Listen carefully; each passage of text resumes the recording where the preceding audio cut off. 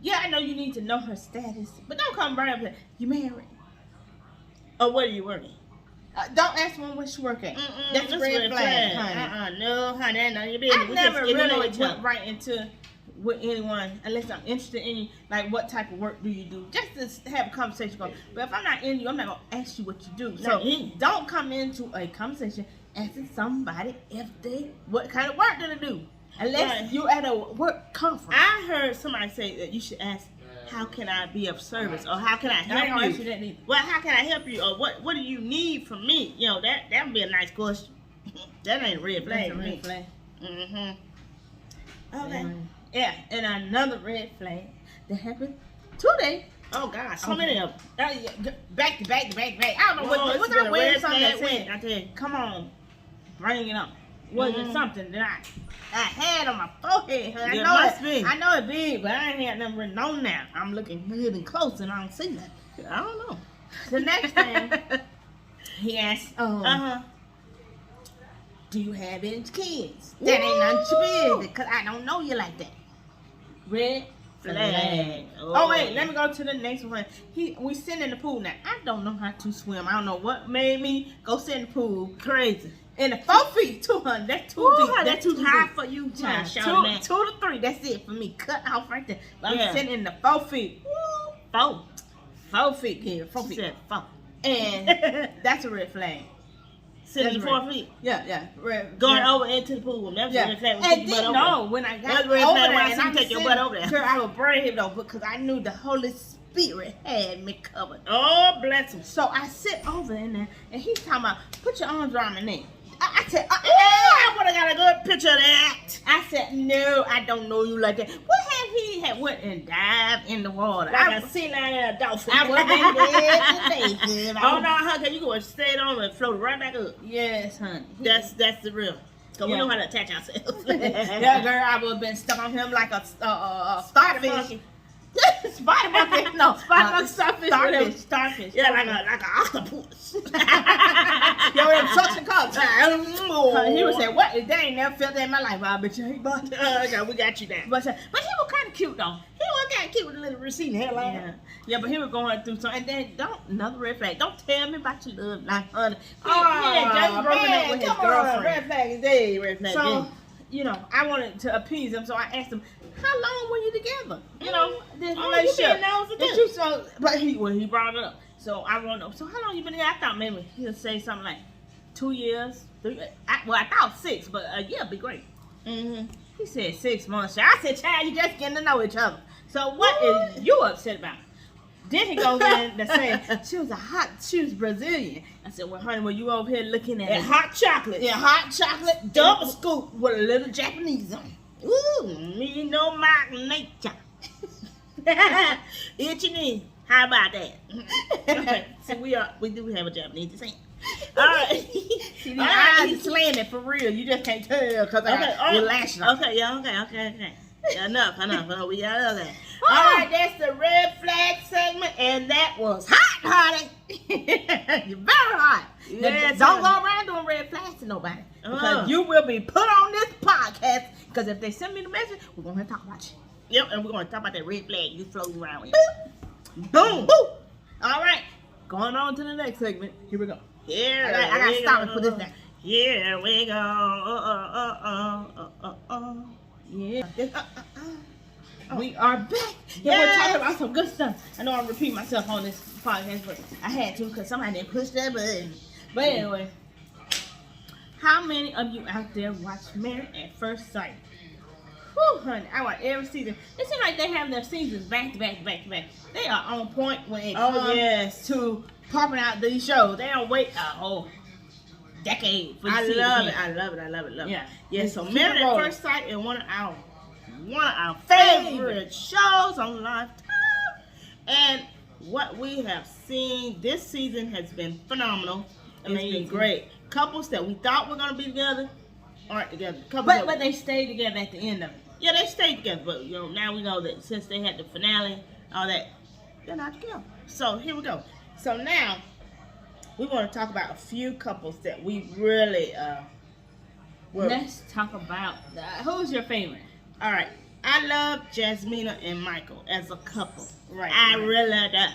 Because I love Michael's demeanor. He's, he's soft-spoken man, but he's a real deep thinker, and he's an overthinker, but he's such a good guy. I feel like he's a great guy.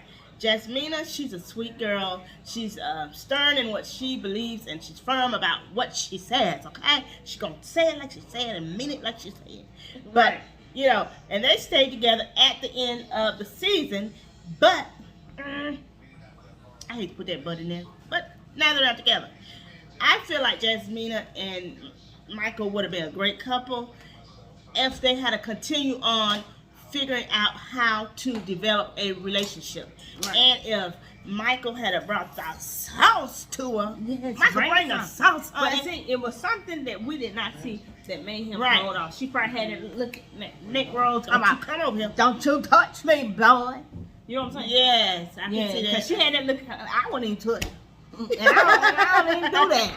You know what I'm saying? Because she had that look in her eye. She definitely had that look in her eye. Yes. All right, what do we think about Katina and Elijah Wan? Oh, I like that couple. You like them? Well, I like. At first, I was kind of iffy with Elijah. Skeptical. Iffy. I said iffy because he could be a good guy, but he really knew what he wanted, and he wanted exactly what he wanted. But his interpretation of a married life was kind of falsified in his eyes. Really, probably like mine.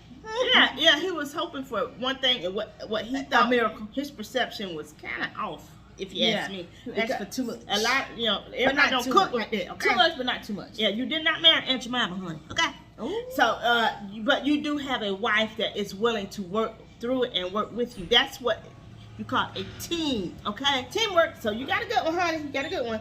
Oh, let's go on to Lindsay and Mark. Woo! Wasn't that spicy hot sauce? But you know what? I did not like. They kept calling. She's a Libra. Well, we are Libras too. And so I understand pretty much about what Lindsay was going through. Because evidently Mark was sending off some kind of vibes that irritated her. Well, the first vibe was when they went and consummated that marriage on the first night. Yeah. He allowed that to happen. And then he turned it because I think she was she was hanging on to situation with her and from the first trip, your honeymoon or whatever. And it was so sad that they did not work out. They did decide to stay together in the end, but after in the finale, after show.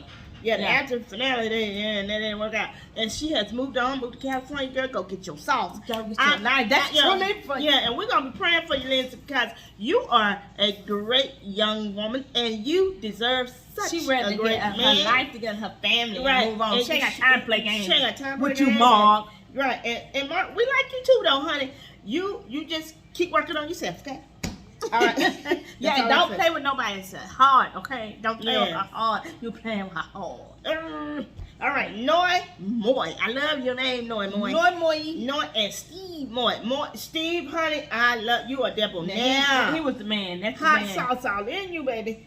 Yes, I really liked him. He was a man of vision, a man of his word. He was, so intellectual. He knew how to talk to her and, kind of reason with her and be compassionate with her as well. Yeah. Knowing you put your heart out there on the table. You explain what your triggers are, what your fears are, and your true desires, he was able girl. To listen to That's communication. They had good He didn't have a reaction to what you were saying, like a bad reaction. Now, he did have to think about it a little bit, but he didn't have a bad reaction. And then, girl, he brought the bling, honey. Woo! Rocker, brought the bling. Don't forget, Elijah Wan brought the rock, too. Yeah, so he did. Good looking out, baby. Well, I think he was trying to show his people out there, the fans, that, hey, I'm not playing. I'm for real about this here, man. Yeah, so that's why Elijah Wan did what he did. Yeah. I appreciate you, I appreciate you. Love you for that. And Steve...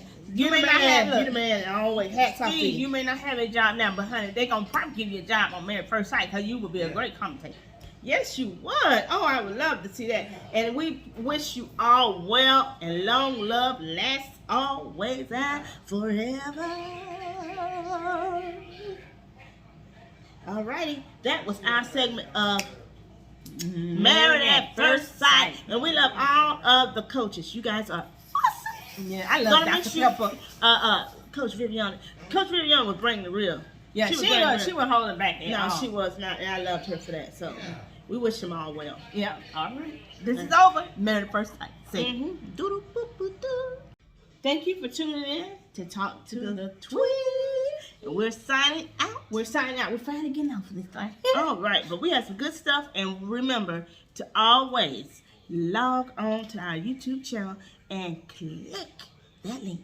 And hit the subscribe button And the bell. so you get the alerts hunted. All right. We love you.